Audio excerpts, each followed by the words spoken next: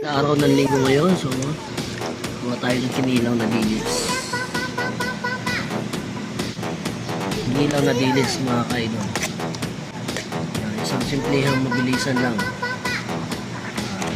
Siyempre, pag bumili kayo ng dilis, kailangan tingnan nyo kung sariwa o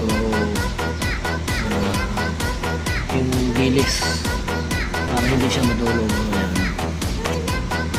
Bagong ahon pa talaga ito sa bangka mga kaidol. Natin.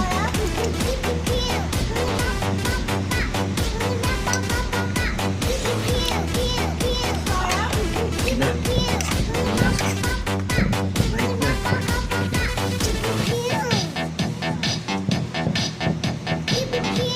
Thanks for watching mga kaidol.